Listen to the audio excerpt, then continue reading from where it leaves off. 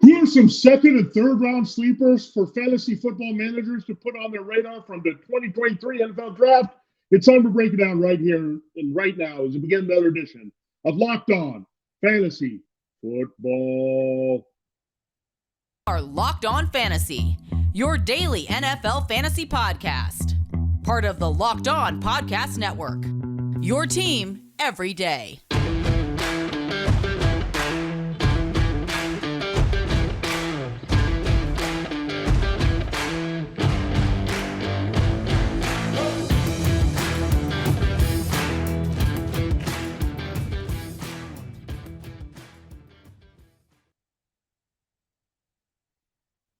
Greetings, everyone, and welcome to another edition of the Locked On Fantasy Football Podcast. As usual, I'm your host, Vinny Iyer. When I'm not doing this, I'm writing about NFL and fantasy football for sportingnews.com. Come to the site and check out all the good stuff we have leading into the 2023 NFL Draft, including my latest mock draft, which is a 3-round edition that you can check out. And we're going to borrow a little bit from that on today's show. We're looking at second and third round potential sleepers, some guys that might slip out of the first round that have that kind of talent that are going to be available as well. And these are all guys we want to put on our fantasy football radars for 2023, not just as rookies, but maybe keeper leagues, long-term impact here in the NFL with production. So we want to look at all those players at the skill positions, quarterback, running back, wide receiver, and tight end that might have really nice value here. We know Jalen Hurts was a second-round pick early on day 2. We know what type of impact he's had, and a lot of other players. T. Higgins, another great example.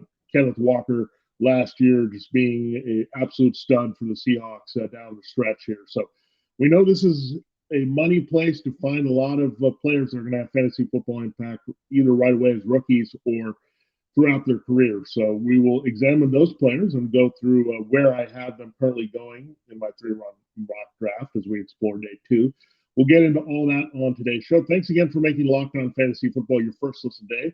We're free and available to you on all platforms. So subscribe and follow for free wherever you get your podcasts, including YouTube. We're part of Locked On Podcast Network, your team every day.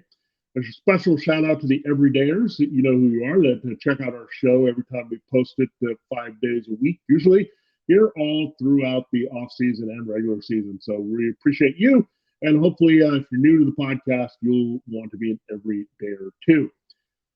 All right, let's dive right in. A lot of players to get to. And I have Jahmyr Gibbs in the top 20 overall, but there's a chance because he's a running back and because Bijan Robinson is such a dominant force out of Texas that you only have one running back go in the first round. So that makes Jahmyr Gibbs an immediate hot commodity here in round 2. Now, it really comes down to finding a fit for Gibbs. I know there's been rumors of the Lions and Eagles in the first round tied to Bijan Robinson. Now, one of those teams certainly could go after Gibbs in round 2. You also have the Buffalo Bills, but one team gaining some steam here, and what I like about Gibbs is he's a complete back. He's got some explosive tendencies.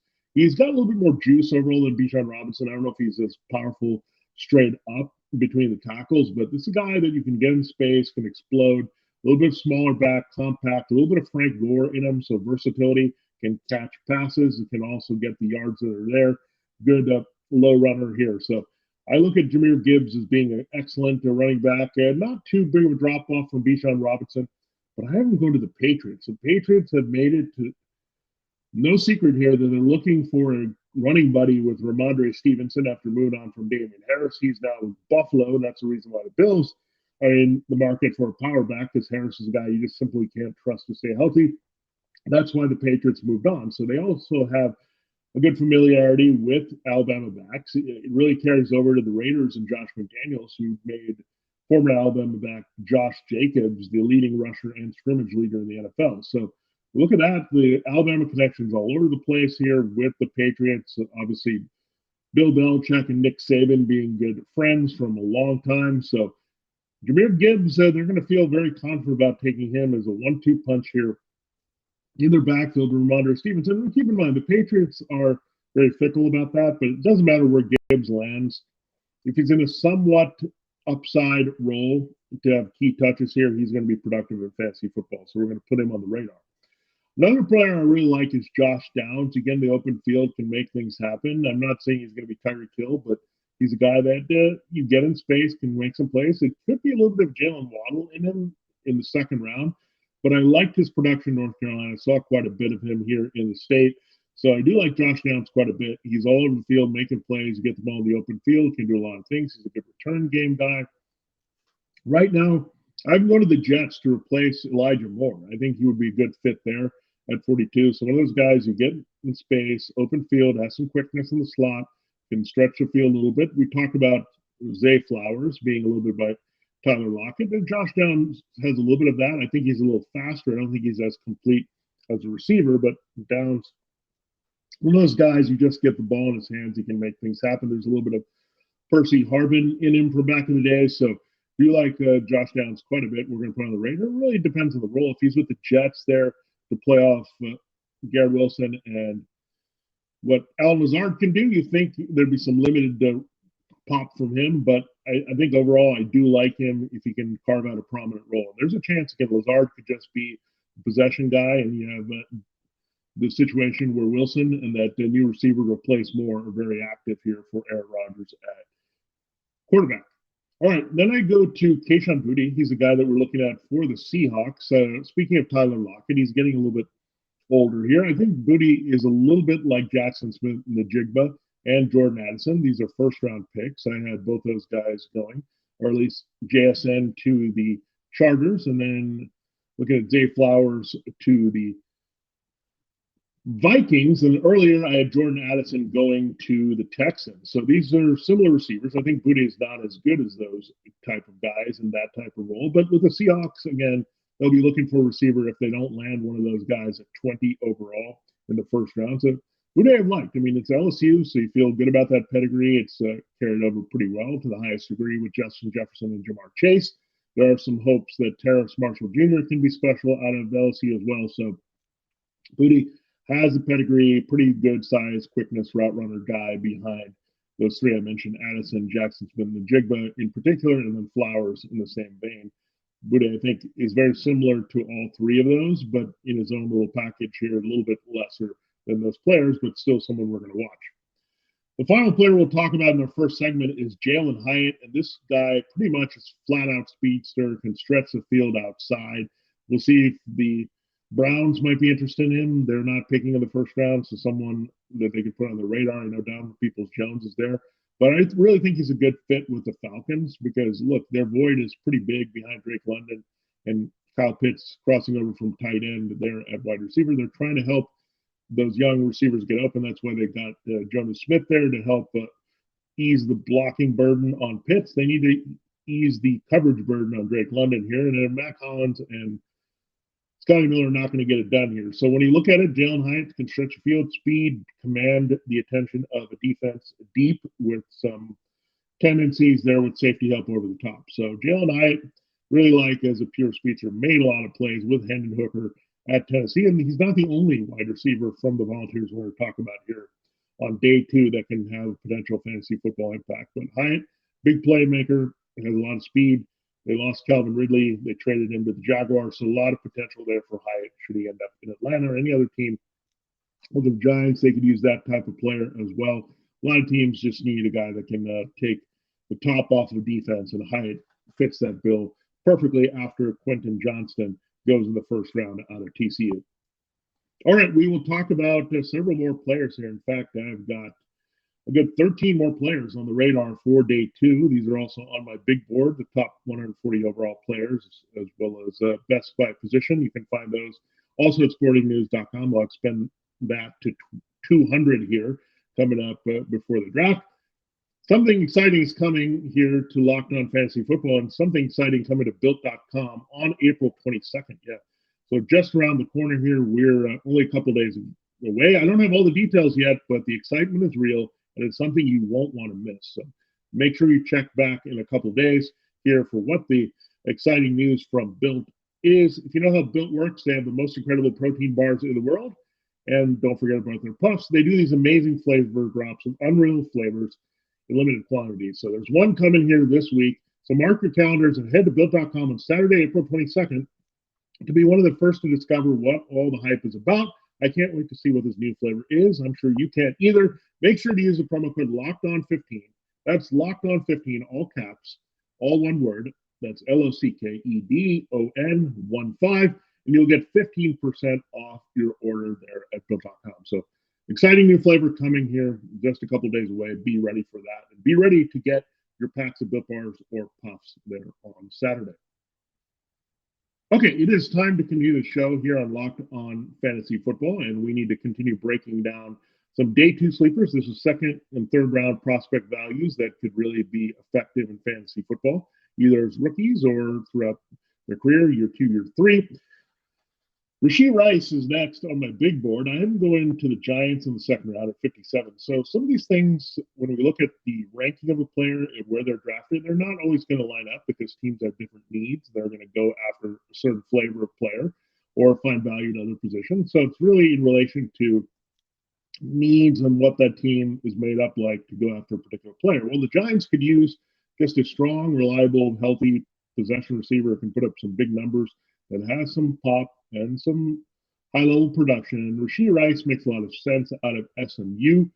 Look, they moved on from Kenny Golladay. They're bringing back Sterling Shepard, but he's not holding up. Darius Slayton is more big play threat here at best for Daniel Jones. They've got Wan'Dale Robinson, but they're not sure how healthy he's going to be. So a lot of things in flux here with the Giants receiving core. They need to go after a receiver at some point on day two. If they go in a different direction, we have them thinking about defense first, the front seven, either defensive tackle or linebacker. They very well could look at a wide receiver late if Zay Jones drops there, but Rashee Rice makes a lot of sense. Highly productive player, and I just like him. He's big, strong, can run routes well. So I'm not saying he lights it up here, but there's a little bit of Keenan Allen potential in him because he can just catch a lot of passes. And remember, Keenan Allen was a second-round pick and really smashed it for the Chargers. So something to look at with Rashee Rice. All right, I have then Luke Musgrave. This tight end class, as we mentioned, is very, very deep. You have Darnell Washington potentially having an impact with the Cowboys as well in this round. So these are the two tight ends to watch in round 2. I had Dalton Kincaid going in the first round to the Bengals late there, as well as Michael Mayer in the middle of the round to the Packers. So next year, there's quite a few. Musgrave here going to the Commanders. I don't necessarily like Washington to have a big impact because he's a natural blocker that needs to develop a little bit in receiver, so it makes sense in Dallas to replace Dalton Schultz there with Jake Ferguson and Peyton Hendershot. But Luke Musgrave, he could have a bigger impact here for the Commanders. Logan Thomas just cannot stay on the field healthy. He's had his moments there. They need to move on. They've got young quarterback there in Sam Howell. If not, it's going to be Jacoby Brissett, who likes throwing at tight end. We saw what David Njoku did. So they need a player, again, much like Brissett had with Amari Cooper and Donald Peoples-Jones, to play off those two receivers. I think you see some similarities there between those receivers, Terry McLaurin, Jahan Dotson, and getting a third option at tight end. So Luke Musgrave could definitely have an impact here. He's a very good, well-rounded receiver here for the Commanders, and they do need to think about tight end for sure this early in the draft in round 2 or round 3. Devin Achane is next on my list here. So we looked at a couple tight ends. So going back to running back, Achane is a very good just change of pace runner. I think the Titans could use him not just as maybe that replacement for Dontrell Hilliard they had a couple of years ago there to play off Derrick Henry, but Henry's breaking down a little bit. I don't see enough of Hassan Haskins yet to believe that he can be a reliable guy. They've cycled through Darrington Evans as well. We've been looking at different guys to be that ultimate handcuff. It ended up being Donta Foreman just a couple of years ago, but now he's bounced to the Panthers and now the Bears. So maybe it's better to have a change of pace, add a little more receiving dynamic to your backfield, the way that Hilliard provided. And Hilliard had some good value, we know, when Henry went down a couple of years ago playing off Foreman. So let me look at, he could take over this backfield. There's also rumors of the Titans moving on Derrick Henry here. So that would also put any running back that they take on the radar here. But change of pace, a little bit different receiving forward, but I could see this Titans offense blowing itself up and going a different direction. I'm really excited for the next guy to break down. It's Roschon Johnson out of Texas. His teammate Bijan Robinson getting a lot of hype in the first round. And among those teams interested, the Lions, Eagles, and Bills. The Bills, however, do have a pretty good back that they took last year. James Cook, Dalvin's brother, good change of pace, good receiving skills. They did take a chance on Harris to just have some power back there to replace Devin Singletary, but Roschon Johnson would be perfect. the power back that can finish pretty well here. He could be their version of Jamal Williams, where it's a high-powered offense. He gets chances to score. Good red zone finisher. Can hold up more durably than Damian Harris. And James Cook can just be that change of pace receiving back here. They don't want to put too much of a burden here. So when I look at Roschon Johnson, that could be a good avenue for the Bills to go if they don't simply say, okay, we're going to go Robinson Gibbs with the workhorse and say we have Cook. We've got an option here in Harris. Let's just go for a power back that we feel very comfortable with, and Roschon Johnson would be that play. We said there was another Tennessee receiver coming, and that's the Volunteers. So Jalen Hyatt, we had gone to the Falcons. This is a different type of receiver, and Cedric Tillman. He's kind of a technician, can stretch the field a little bit, play on the outside, play on the inside. This is a good fit for the Colts, who lost Paris Campbell in free agency. He was the guy that went to the Giants, so that's another reason the way they would want Rashee Rice, a little bit of a stronger, more sturdy player there to replace and be more effective for Golladay in that offense there. And look at the change of pace of Paris Campbell, the quickness there inside. So Tillman can provide some of that. They can also use Michael Pittman Jr., as we know, is a big slot if they want to go in that, use some versatility with Tillman. So a little bit more technician, can make his own big plays as well out of Tennessee. But I have him going in the third round to the Colts, Cedric Tillman. And finally, we cannot forget about this other Tennessee player. I think there's a good chance Hendon Hooker is going to be overdrafted. I'm not saying that in a bad way. I just think that teams are going to panic and see that the top three quarterbacks are gone early there in Bryce Young, C.J. Stroud, and Anthony Richardson. Someone's going to jump up on Will Levis. So that's going to leave Hendon Hooker, and then the massive drop-off where we're not trusting Aiden O'Connell or Tanner McKee. I think Dorian Thompson-Robinson, Malik Cunningham, some of these guys have some potential. But then in terms of a starter that you feel comfortable with, a big arm, with accuracy, that you feel like you can develop into a starter, I think it ends at Hendon Hooker. So a team might be willing, again, to take their chance on him in the first round. I think he's more of a second-round prospect, but I do have him going higher on the board now than I had. I had him maybe as a third rounder, but now Hendon Hooker, as he's cleared some injury hurdles, and he's got the big arm and the accuracy and the real production in the SEC for Tennessee.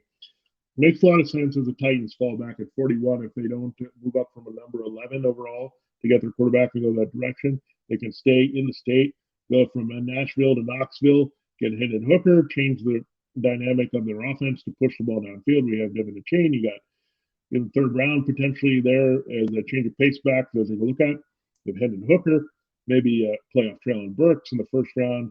They can think about getting Quentin Johnson. It fits really well. So that would make sense if Hyatt is kind of like Johnson to stretch the field. Hooker work with Hyatt at Tennessee. So all these things could line up where Tennessee kind of blows up the offense, especially again if Derrick Henry's on the move.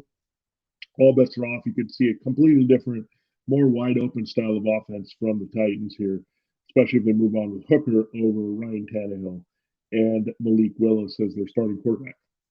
Okay, there you have it. There you have a look at 6 more sleepers from days 2 in the draft, and really your second and third round here that we're looking at. A good wide range of outcomes for these players, but good landing spots are important as well as the talent of these players to produce in fantasy football. Thanks for making Locked On Fantasy Football your first listen every dayers. If you're one of those, don't forget we will look at the late round sleepers. We'll look at rounds 4 through 7, kind of match those up here, players that you should think about there. So a few guys to pull out that we're going to look at because we know that round can have a lot of impact. We saw, of course, with the 49ers the last 2 years, Elijah Mitchell was pretty huge. Then you had Brock Purdy in the 7th round as Mr. Irrelevant come through. So we'll definitely break down those players. Check it out there. We'll look at our late round sleepers, rounds 4 through 7 there for you to close the week here on Locked On Fantasy Football. Okay, it is time to close the show and look at 7 more guys that I have on my big board that potentially can go by the 3rd round in my mock draft here. We look at Tank Bigsby, good power back. You don't get called Tank if you're not a power back, but Falcons may need some help with Tyler Algier if they don't trust Cordell Patterson to stay healthy, a little bit older, if they want to use him a little bit more receiver to help. So Tank Bigsby makes a lot of sense. He can be a nice direct replacement for Algier, who had some durability issues. Algier was very productive last year, but maybe a 1-2 punch with Bigsby in there, somewhere we're going to look. Marvin Mims, if he can get in that key role for the Cowboys, and Brandon Cooks produces everywhere he goes, but maybe Michael Gallup fades a little bit. Watch out for Marvin Mims. He's a big playmaker with the ball in his hands, can stretch the field. Also out of Oklahoma, they love CeeDee Lamb, of course, as their number one. So someone to look at there. Ian Marvin Mims, I do like him. He's in that dual big play guy where you put him into the open field after the catch, can make things happen, or you just have him stretch the field. So a little bit of DJ Moore in Marvin Mims that you can look at to be a potential sleeper. Moore, of course, being a first-round pick of the Panthers, now moving on to the Bears. But Mims, watch out for him carving out a key role here in a year or two. Doesn't matter if he goes to Cowboys or another place, but look at those big playmakers. We talked about Johnston in the first round, Hyatt, and now Mims plays into that as well here in round 3, most likely. Sam Laporta, the Lions need a tight end. He's from Iowa, so good pipeline there with George Kittle and T.J. Hockenson, the former Lion. So Laporta has also been tied to the Dolphins. There are a lot of teams that are looking at him as well. The Lions, of course, traded Hockenson to the rival Vikings last year at the trade deadline, so they'll be in the market for Laporta. They have some other guys, Brock Wright, and some guys that they've worked in, but Laporta could put them over the top as a guy who can be impactful as a complete tight end for them in the vein of Hockenson, more so than fellow first-rounder of Denver, now at Seattle, Noah Fant. The Seahawks need maybe a power backup. They've got DJ Dallas behind Kenneth Walker at running back here.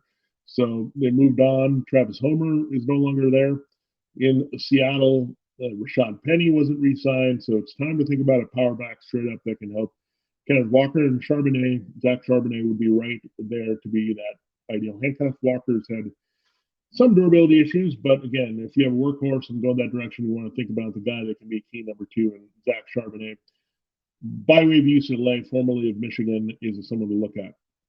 The Chargers might need to think about replacing Austin Eckler soon. He's had some wear and tear. He's also looked for a trade this year. Zach Evans would be the Austin Eckler type that they can look at for a potential replacement. So I do like him in that type of role, receiving dedicated role that can have an impact and also build out bigger red zone role the way that Eckler did as an undrafted free agent out of Northern Colorado. All right, let's go to the Commanders, potentially looking at Tank Dell. This is interesting because Tank Dell is a little guy that can actually make plays. He's not like Tank Bigsby, the running back, and Nathaniel Dell is his full name. He can get in the open field, make things happen. We talked about Josh Downs being that type of player for the Jets. Well, I think the Commanders could use that type of player, maybe move on from Curtis Samuel. I think another team that would be in this market is the 49ers. I'm not sure they're tied too much. You give Brandon Ayuk a big deal, especially after they paid Deebo Samuel, so something to look at. That was a little bit of a diminutive dasher. You get him in the open field. So a little bit of Samuel in him, a little bit of Downs in him, that type of player. So I do like him just because you can move around as a chess piece here and have some potential with the speed and quickness. And finally, we go to Jaden Reed. This is a player that the 49ers should have on their radar quite a bit. Again, they've been looking at Juwan Jennings and those type of players to kind of complement Deebo Samuel and Ayuk, but now you look at Jaden Reed, good technician out of Michigan State. We saw Jalen Naylor go. He's not a bad player, but still needs more of an opportunity to play for the Vikings here. But Jaden Reed, pretty underrated receiver, a little bit like Rashee Rice. You just get him open, and he's going to make some plays and rack up some catches here. So 49ers have on the radar, but 49ers Commanders could be getting some receiving depth here in this round. So it gets a little tougher there if you go third and fourth receivers to really have the fantasy football impact. But some of these moves here, of course, in round 2 and round 3 are with a year or two down the line in mind. Thanks again for making Locked On Fantasy Football your first listen every day.